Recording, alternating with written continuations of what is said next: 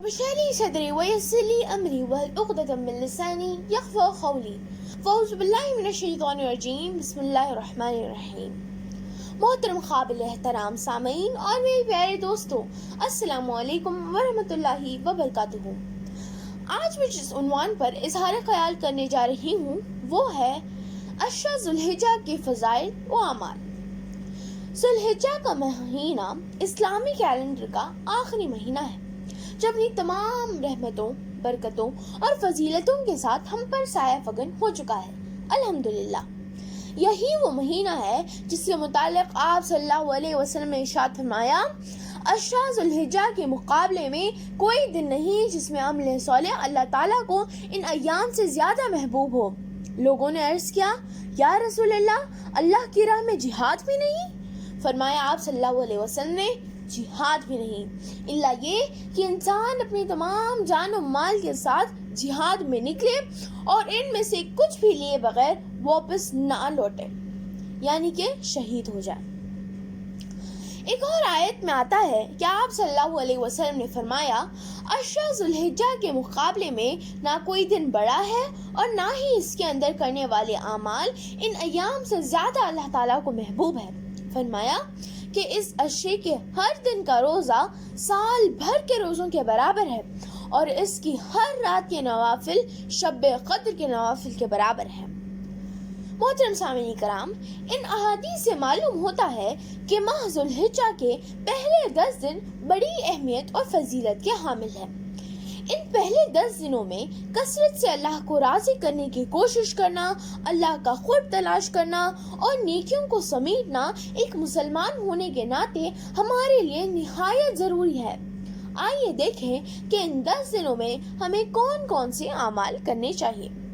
سب سے پہلا کام، ہمیں اللہ کی کبریائی بیان کرنی چاہیے۔ عبداللہ بن عمر رضی اللہ عنہ روایت کرتے ہیں کہ رسول خدا صلی اللہ علیہ وسلم نے ارشاد فرمایا، ان ایام میں کثرت سے تکبیر یعنی اللہ اکبر، تحلیل لا الہ الا اللہ اور تحمید یعنی الحمدللہ کہا کرو۔ ایک صحابی کا ذکر آتا ہے کہ عشرہ ذوالحجہ میں جب بازار کو جاتے تو تکبیر یعنی اللہ اکبر کہتے اور ان کی تکبیروں کو سن کر بازار والے بھی تکبیر پکارا کرتے تھے۔ لہٰذا ہم یہ کوشش کریں کہ دن بھر اپنے زبان کو ان اذکار سے تر رکھیں۔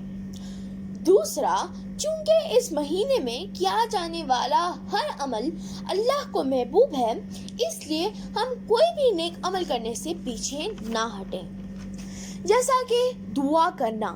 آپ صلی اللہ علیہ وسلم نے فرمایا، الدعاء مخ العبادہ، یعنی کہ دعا عبادت کا مغز اور جوہر ہے۔ دوسرا، کثرت سے صدقات و خیرات کرنا۔ تیسرا، اپنے رشتہ داروں کے ساتھ تعلقات کو بڑھانے کی کوشش کرنا۔ چوتھا، قرآن کو کثرت سے پڑھنا اور اس کے ساتھ اپنے تعلق کو بڑھانے کی کوشش کرنا۔ پانچواں، دین کا فہم اور شعور حاصل کرنے کے لیے دینی کتب کا مطالعہ کرنا، احادیث کریمہ کو پڑھنا۔ اور چھٹا، نفل نماز جیسے تہجد، اشراق اور چاشت کی نمازوں کا اہتمام کرنا۔ گویا کہ کسی بھی نیک عمل کو حقیر نہ سمجھیں، چونکہ اللہ تعالیٰ نے نیک عمل کو اسپیسیفائی کیے بغیر فرمایا کہ ان ایام کا ہر عمل اللہ کو محبوب ہے۔ تیسرا، ان ایام میں روزہ رکھنا اگر میسر ہو، خصوصی طور پر یوم العرفہ یعنی 9 ذوالحجہ کا روزہ۔ 9 ذوالحجہ وہ دن ہے جس دن دین کو مکمل کیا گیا۔ اللہ تعالیٰ سورہ مائدہ آیت نمبر 3 میں فرماتے ہیں، اليوم اکملت لکم دینکم واتممت علیکم نعمتی ورضیت لکم الاسلام دینا، یعنی کہ آج میں نے تمہارے لیے دین کو مکمل کر دیا ہے اور اپنی نعمت تم پر تمام کر دی ہے اور تمہارے لیے اسلام کو تمہارے دین کی حیثیت سے قبول کر لیا ہے۔ یہ دن تمام مسلمانوں کے لیے بڑی رحمتوں اور فضیلتوں کا دن ہے۔ ایک یہودی شخص ایک مرتبہ عمر رضی اللہ عنہ سے آ کر پوچھتا ہے کہ آپ کی کتاب یعنی قرآن مجید میں ایک ایسی آیت ہے کہ اگر وہ ہم پر نازل ہوتی تو ہم اس دن سیلیبریٹ کرتے اور خوشیاں مناتے تھے۔ تو آپ رضی اللہ عنہ نے پوچھا کہ وہ کون سی آیت ہے؟ تو اس یہودی شخص نے بولا کہ سورہ مائدہ آیت نمبر 3۔ تو عمر رضی اللہ عنہ نے فرمایا کہ میں جانتا ہوں کہ آیت آپ صلی اللہ علیہ وسلم پر یوم العرفہ جمعہ کے دن نازل ہوئی تھی۔ محترم سامعین، یوم العرفہ وہ دن ہے جب تمام حجاج کرام عرفہ کے میدان میں جمع ہوتے ہیں، اور یہ حج کا سب سے اہم رکن مانا جاتا ہے۔ آپ صلی اللہ علیہ وسلم نے فرمایا یقول الحج عرفہ، یعنی حج وقوف عرفہ ہے۔ حضرت عائشہ رضی اللہ عنہا روایت کرتی ہیں کہ آپ صلی اللہ علیہ وسلم نے فرمایا کوئی دن ایسا نہیں جس میں اللہ تعالیٰ عرفہ کے دن سے زیادہ اپنے بندوں کے لیے جہنم سے ارادے کا سب سے بڑے اور وسیع پیمانے پر فیصلہ کرتا ہوں۔ اس دن اللہ تعالیٰ اپنی صفت رحمت اور رافت کے ساتھ عرفہ میں جمع ہونے والے اپنے بندوں کے بہت قریب ہوتے ہیں اور فخر محسوس کرتے ہیں۔ ایک اور آیت میں آپ صلی اللہ علیہ وسلم نے ارشاد فرمایا کہ شیطان کسی دن بھی اتنا ذلیل، اتنا خوار، اتنا دھتکارا، اتنا پھٹکارا ہوا اور اتنا جلا بھنا ہوا نہیں دیکھا گیا جتنا کہ وہ عرفہ کے دن ذلیل و خوار، سیاہ اور جلا بھنا ہوا دیکھا جاتا ہے، اور یہ صرف اس لیے ہے کہ وہ اس دن اللہ کی رحمت کو برستے ہوئے اور بڑے بڑے گناہوں کی معافی کا فیصلہ ہوتے ہوئے دیکھتا ہے، اور یہ اس کے لیے ناقابل برداشت ہے۔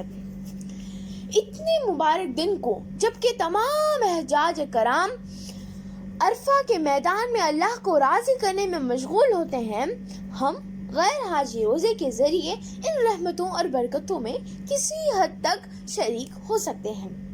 محترم سامعین، حضرت ابو قتادہ رضی اللہ عنہ سے روایت ہے کہ آپ صلی اللہ علیہ وسلم نے ارشاد فرمایا میں اللہ تعالیٰ سے امید رکھتا ہوں کہ عرفہ کے دن کا روزہ اس کے بعد والے سال اور پہلے والے سال کے گناہوں کا کفارہ ہو جائے گا، لہٰذا اتنا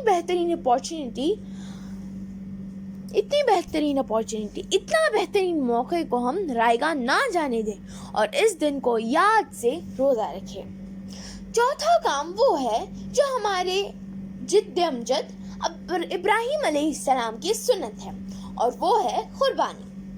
آپ صلی اللہ علیہ وسلم نے فرمایا جب تم ذوالحجہ کا چاند دیکھ لو اور تم میں سے کوئی قربانی کرنا چاہتا ہو تو وہ اپنے بال اور ناخن سے رک جائے، پھر فرمایا یہاں تک کہ قربانی ہو جائے۔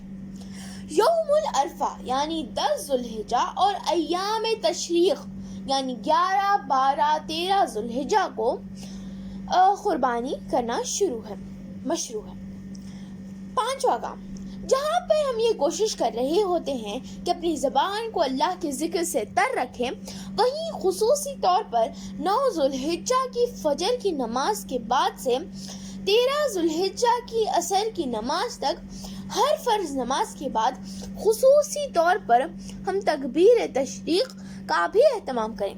تکبیر تشریق اسے کہتے ہیں اللہ اکبر اللہ اکبر لا الہ الا اللہ واللہ اکبر اللہ اکبر وللہ الحمد۔ اللہ سب سے بڑا ہے، اللہ سب سے بڑا ہے، اللہ کے سوا کوئی معبود نہیں، اللہ سب سے بڑا ہے، اللہ سب سے بڑا ہے، اللہ کے لیے سب تعریف ہے۔ یہ وہ کچھ چند اعمال ہیں جنہیں ہم ذوالحجہ کے ان پہلے 10 دنوں میں کر سکتے ہیں، بلکہ کرنے چاہیے، تاکہ ہمیں اللہ سے قریب ہونے کا موقع ملے اور اس کی خوشنودی حاصل ہو۔ اللہ تعالیٰ ہم تمام کو عید کی خوشیاں دیکھنا نصیب فرمائے۔ ان برکت والے 10 دنوں کی اہمیت کو سمجھتے ہوئے ان میں نیک اعمال کی توفیق دے اور ہمیں شیطان کے وسوسوں اور حربوں سے دور رکھے، آمین۔ وآخر دعوانا الحمدللہ رب العالمین، والسلام علیکم ورحمۃ اللہ وبرکاتہ۔